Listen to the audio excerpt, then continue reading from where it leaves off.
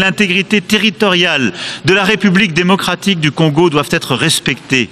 Il faut rendre l'espoir à la population des Kivu et aux centaines de milliers de personnes qui ont été déplacées. Et c'est aussi pour cela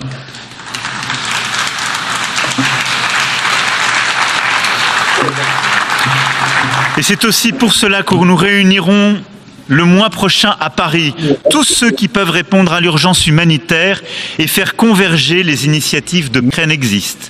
Le plan pour faire la paix au Proche-Orient existe. Le plan pour remettre sous contrôle le programme nucléaire iranien existe. Le plan pour retrouver la pleine souveraineté du Liban au sud existe. Chaque fois, nous voulons être le partenaire de tous ceux qui partagent cette exigence d'agir efficacement. Pourtant, le risque existe aussi que nous nous lassions d'agir et détournions le regard de trop de détresse. La tragédie humanitaire en cours au Soudan est sans doute la plus grave de toutes aujourd'hui. Il nous appartient collectivement de nous mobiliser, comme nous l'avons fait à Paris en 2024. Coordonnons nos efforts pour agir ensemble, pour que les belligérants acceptent la négociation et remettent le pouvoir aux civils. De la même manière, dans la région des Grands Lacs, la souveraineté et l'intégrité territoriale de la République démocratique du Congo doivent être respectées. Il faut rendre l'espoir à la population des Kivu et aux centaines de milliers de personnes qui ont été déplacées. Et c'est aussi pour cela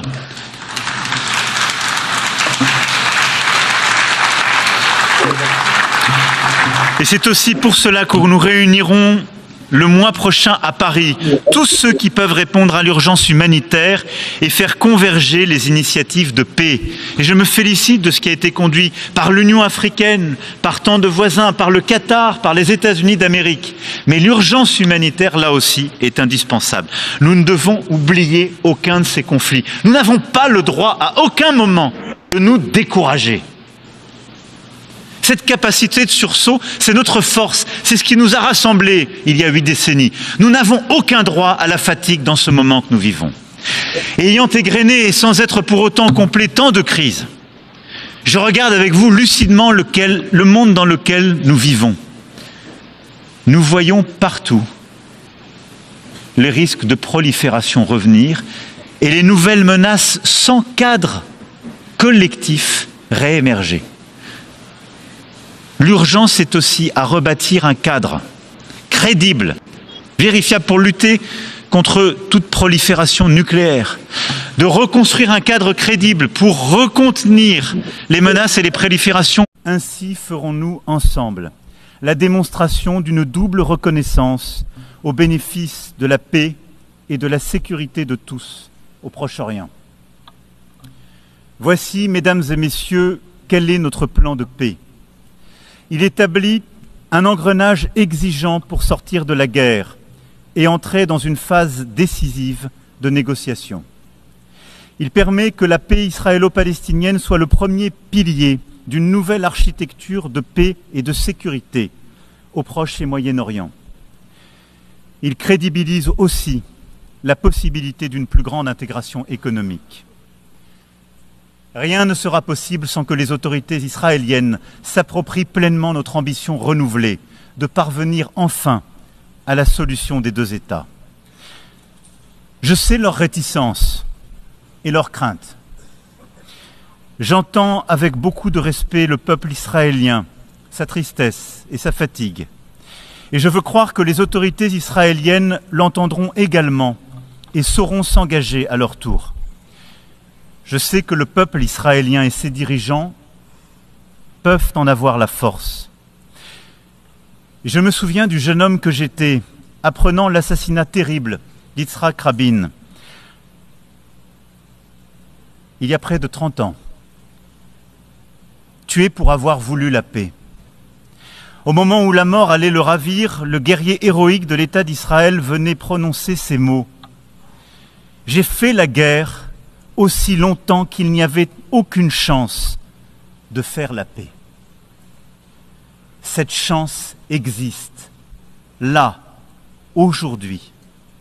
142 États proposent cette paix, main tendue, prête à être serrée. Alors oui, le temps est venu d'arrêter la guerre à Gaza, les massacres, la mort, Tout de suite, l'urgence nous le commande. Le temps est venu pour Israël de vivre en paix et en sécurité, de la Galilée à la mer Rouge, par la mer Morte, par le lac de Tibériade et par Jérusalem. Le temps est venu de ne plus discuter nulle part. L'intégrité territoriale de la République démocratique du Congo doivent être respectées. Il faut rendre l'espoir à la population des Kivu et aux centaines de milliers de personnes qui ont été déplacées. Et c'est aussi pour cela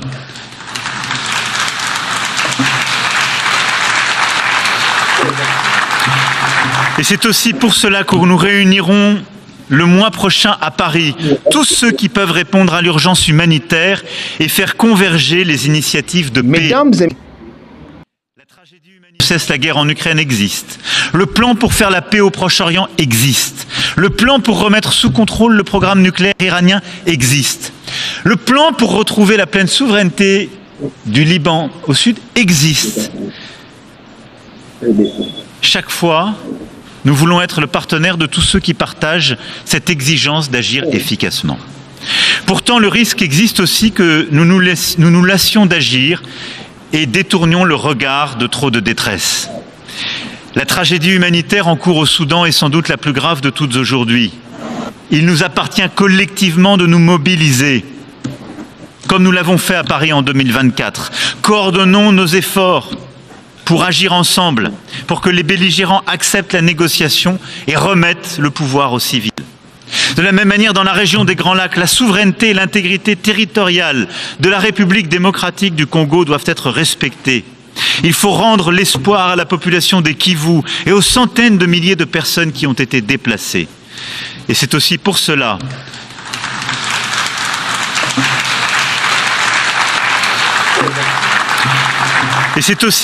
que nous réunirons le mois prochain à Paris tous ceux qui peuvent répondre à l'urgence humanitaire et faire converger les initiatives de paix. Et je me félicite de ce qui a été conduit par l'Union africaine, par tant de voisins, par le Qatar, par les États-Unis d'Amérique. Mais l'urgence humanitaire, là aussi, est indispensable. Nous ne devons oublier aucun de ces conflits. Nous n'avons pas le droit à aucun moment de nous décourager. Cette capacité de sursaut, c'est notre force, c'est ce qui nous a rassemblés il y a 8 décennies. Nous n'avons aucun droit à la fatigue dans ce moment que nous vivons. Et ayant égrené et sans être pour autant complet tant de crises, je regarde avec vous lucidement le monde dans lequel nous vivons. Nous voyons partout les risques de prolifération revenir et les nouvelles menaces sans cadre collectif réémerger. L'urgence est aussi à rebâtir un cadre crédible, vérifiable pour lutter contre toute prolifération nucléaire, de reconstruire un cadre crédible pour recontenir les menaces et les proliférations. Ainsi ferons-nous ensemble la démonstration d'une double reconnaissance au bénéfice de la paix et de la sécurité de tous au Proche-Orient. Voici, mesdames et messieurs, quel est notre plan de paix. Il établit un engrenage exigeant pour sortir de la guerre et entrer dans une phase décisive de négociation. Il permet que la paix israélo-palestinienne soit le premier pilier d'une nouvelle architecture de paix et de sécurité au Proche et Moyen-Orient. Il crédibilise aussi la possibilité d'une plus grande intégration économique. Rien ne sera possible sans que les autorités israéliennes s'approprient pleinement notre ambition renouvelée de parvenir enfin à la solution des 2 États. Je sais leur réticence et leur crainte. J'entends avec beaucoup de respect le peuple israélien, sa tristesse et sa fatigue. Et je veux croire que les autorités israéliennes l'entendront également et sauront s'engager à leur tour. Je sais que le peuple israélien et ses dirigeants peuvent en avoir la force. Et je me souviens du jeune homme que j'étais, apprenant l'assassinat terrible d'Yitzhak Rabin, il y a près de 30 ans, tué pour avoir voulu la paix. Au moment où la mort allait le ravir, le guerrier héroïque de l'État d'Israël venait prononcer ces mots. « J'ai fait la guerre aussi longtemps qu'il n'y avait aucune chance de faire la paix. » cette chance existe, là, aujourd'hui. 142 États proposent cette paix, main tendue, prête à être serrée. Alors oui, le temps est venu d'arrêter la guerre à Gaza, les massacres, la mort, tout de suite. L'urgence nous le commande. Le temps est venu pour Israël de vivre en paix et en sécurité, de la Galilée à la mer Rouge, par la mer Morte, par le lac de Tibériade et par Jérusalem. Le temps est venu de ne plus discuter nulle part. L'intégrité territoriale de la République démocratique du Congo doivent être respectées. Il faut rendre l'espoir à la population des Kivu et aux centaines de milliers de personnes qui ont été déplacées. Et c'est aussi pour cela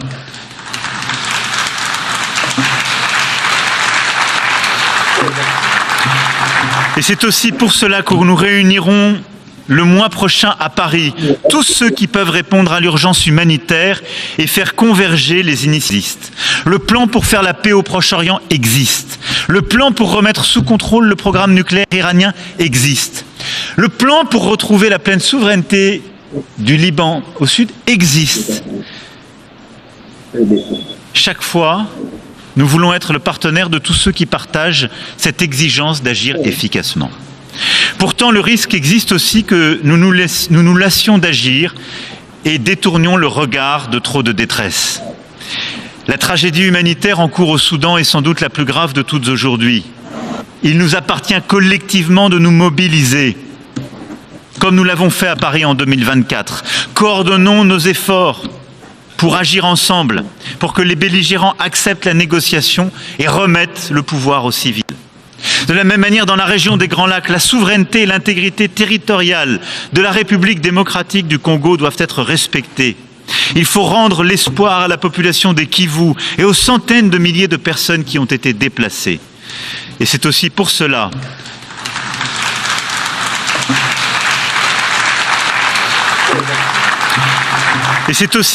que nous réunirons le mois prochain à Paris tous ceux qui peuvent répondre à l'urgence humanitaire et faire converger les initiatives de paix. Et je me félicite de ce qui a été conduit par l'Union africaine, par tant de voisins, par le Qatar, par les États-Unis d'Amérique. Mais l'urgence humanitaire, là aussi, est indispensable. Nous ne devons oublier aucun de ces conflits. Nous n'avons pas le droit à aucun moment de nous décourager. Cette capacité de sursaut, c'est notre force, c'est ce qui nous a rassemblés il y a 8 décennies. Nous n'avons aucun droit à la fatigue dans ce moment que nous vivons. Et ayant égrené et sans être pour autant complet tant de crises, je regarde avec vous lucidement le monde dans lequel nous vivons. Nous voyons partout les risques de prolifération revenir et les nouvelles menaces sans cadre collectif réémerger. L'urgence est aussi à rebâtir un cadre crédible, vérifiable pour lutter contre toute prolifération nucléaire, de reconstruire un cadre crédible pour recontenir les menaces et les proliférations. Ainsi ferons-nous ensemble la démonstration d'une double reconnaissance au bénéfice de la paix et de la sécurité de tous au Proche-Orient. Voici, mesdames et messieurs, quel est notre plan de paix. Il établit un engrenage exigeant pour sortir de la guerre et entrer dans une phase décisive de négociation. Il permet que la paix israélo-palestinienne soit le premier pilier d'une nouvelle architecture de paix et de sécurité au Proche et Moyen-Orient. Il crédibilise aussi la possibilité d'une plus grande intégration économique. Rien ne sera possible sans que les autorités israéliennes s'approprient pleinement notre ambition renouvelée de parvenir enfin à la solution des deux États. Je sais leur réticence et leur crainte. J'entends avec beaucoup de respect le peuple israélien, sa tristesse et sa fatigue. Et je veux croire que les autorités israéliennes l'entendront également et sauront s'engager à leur tour. Je sais que le peuple israélien et ses dirigeants peuvent en avoir la force. Je me souviens du jeune homme que j'étais, apprenant l'assassinat terrible d'Yitzhak Rabin, il y a près de 30 ans, tué pour avoir voulu la paix. Au moment où la mort allait le ravir, le guerrier héroïque de l'État d'Israël venait prononcer ces mots. « J'ai fait la guerre aussi longtemps qu'il n'y avait aucune chance de faire la paix. » Cette chance existe, là, aujourd'hui. 142 États proposent cette paix, main tendue, prête à être serrée. Alors oui, le temps est venu d'arrêter la guerre à Gaza, les massacres, la mort, tout de suite. L'urgence nous le commande. Le temps est venu pour Israël de vivre en paix et en sécurité, de la Galilée à la mer Rouge, par la mer Morte, par le lac de Tibériade et par Jérusalem. Le temps est venu de ne plus discuter nulle part